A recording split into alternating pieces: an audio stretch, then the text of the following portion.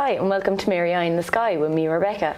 And me, Killian. On today's episode, we'll be taking a look at the unique bodies and organisations that work with people suffering from various disabilities. And we'll ask the question, what does disability really mean? To begin with, sport. The Special Olympics is a worldwide sporting event organised for people with intellectual disabilities. It allows them to compete for their country in a number of sports. Special Olympics Ireland works with people around the country who suffer from intellectual disabilities, where 8,000 individuals are able to participate. They've recently competed with Team Ireland at the 2019 Special Olympics World Summer Games, which were held in Abu Dhabi and Dubai. 91 of these athletes that participated won Ireland 30 gold medals, 29 silver and 27 bronze. Special Olympics Ireland is supported by a network of 25,000 volunteers throughout the country, with 9,000 athletes participating in a number of different sports. They are always looking for new volunteers who wish to get involved in the organisation that helps people around the country to overcome the dis in disability and to reach their full potential. If you want to get involved as a volunteer with Special Olympics Ireland, you can get started at www.specialolympics.ie. Now, over to Sarah, who interviewed the head of the SEN programme at Mary Immaculate College to learn more about the programme that gives students the skills to help out people suffering from disabilities. As one of the largest teaching colleges in the country, we wanted to find out more about the SEN modules here at Mary Eye.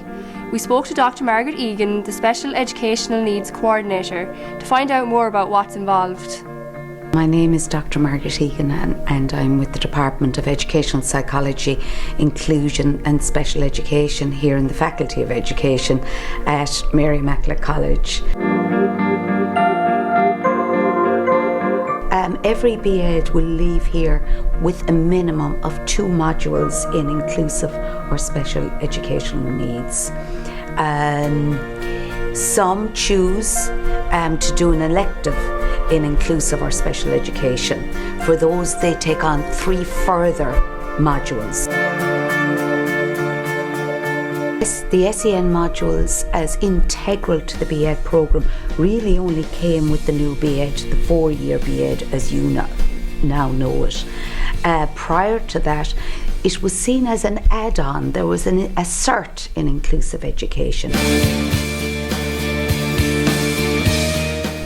Well, we presume that all our BEds go on to teach, but that may not be the case, but most of them do.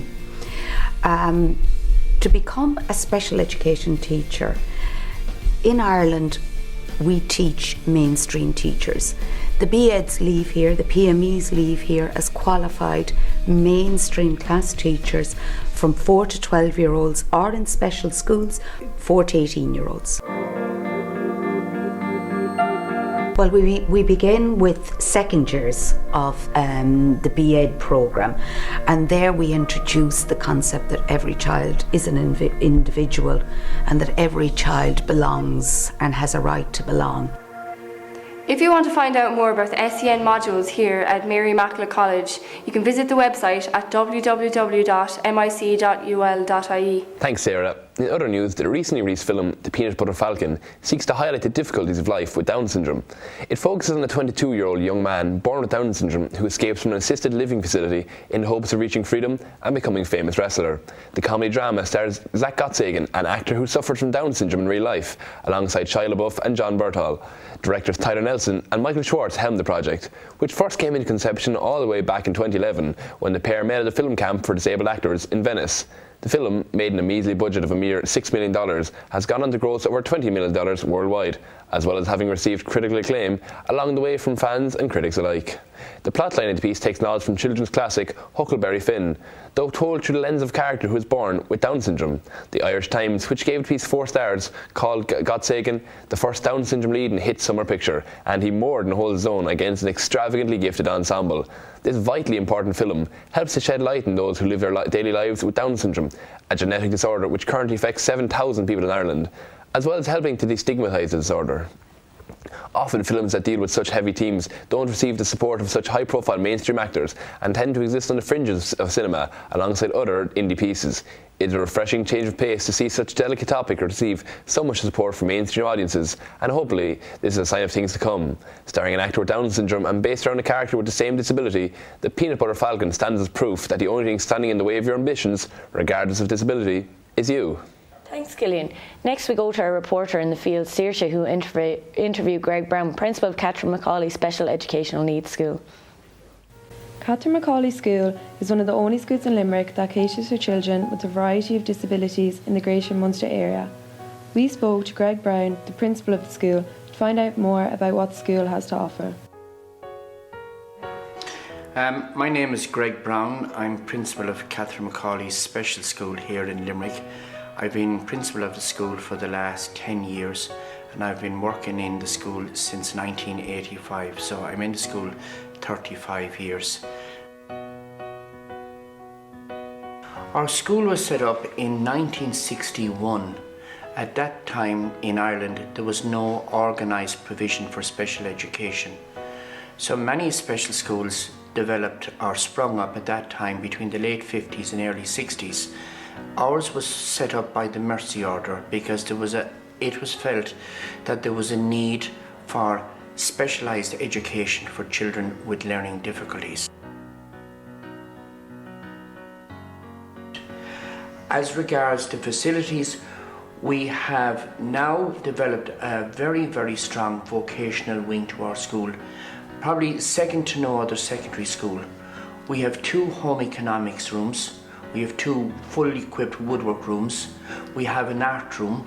We also have, which most schools wouldn't have, is a horticulture room. And we have a hair and beauty salon. So we provide a whole range of courses that most other secondary schools would not provide. We provide them with the hope that nothing is beyond them, that what they want to achieve in life can be achieved if they're patient and they are prepared to follow their dream at a practical and sensible level. The biggest thing I'd like to see improved is additional professional resources to support our students in what they do. And what I mean by that is psychology services, speech and language services, physiotherapy, occupational therapy.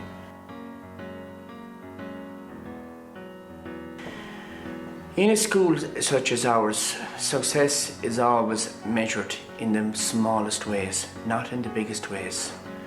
When a boy or girl gets a C in a junior cert paper, when a boy or girl wears the school jersey, when a boy or girl is happy coming to school.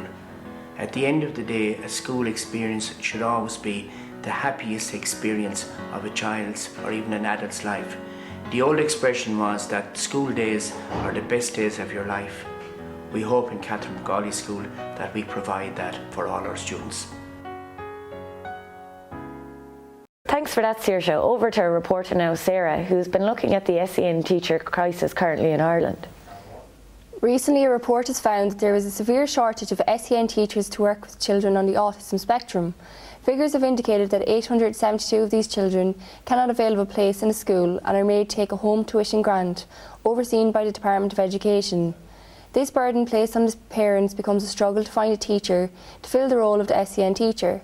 The Minister of Education, Joe McHugh, has said that there was a shortage of 82 places for students in areas such as South Dublin. These recent figures have stressed that the problem will only grow and persist if it is not addressed.